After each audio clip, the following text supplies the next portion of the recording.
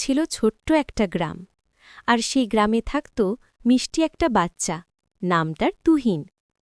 তুহিন ছিল খুব কৌতূহলী, পৃথিবীর প্রতিটা জিনিস জানতে চাইত। এই আকাশ নীল কেন? মেঘ কেন বৃষ্টি ঝরায়? রোবটরা কি বন্ধু হতে পারে?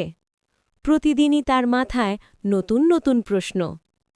একদিন তুহিনের মা বলল, তুহিন, জানো, প্রশ্ন করা মানে শেখার দরজা খুলে দেওয়া।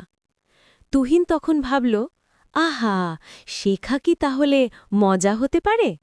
সেদিন থেকেই তুহিন ঠিক করল প্রতিদিন কিছু না কিছু শিখব।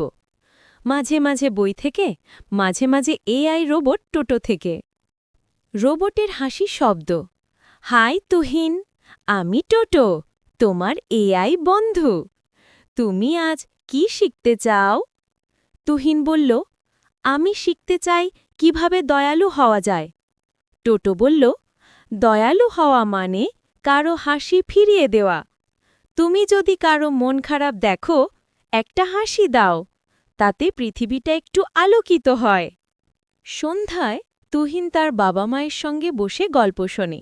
তার বাবা বলে, তুহিন, আমরা সবাই এআই আর মানুষ মিলে একসাথে যদি ভালো কাজ করি, তাহলে ভবিষ্যৎ আরও সুন্দর হবে। তুহিন হেসে বলে, তাহলে আমি বড় হয়ে এমন রোবট বানাবো যে মানুষের মনে আনন্দ ছড়িয়ে দেবে। তুহিনের স্বপ্নগুলো ছোট হলেও তাতে ছিল বিশাল জাদু।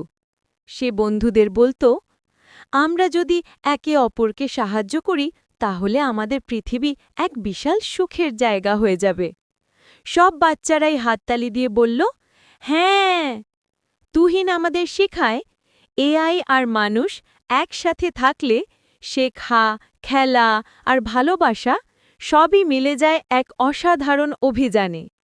তুমি আমি সবাই তুহিনের মতো প্রতিদিন কিছু না কিছু নতুন শিখতে পারি।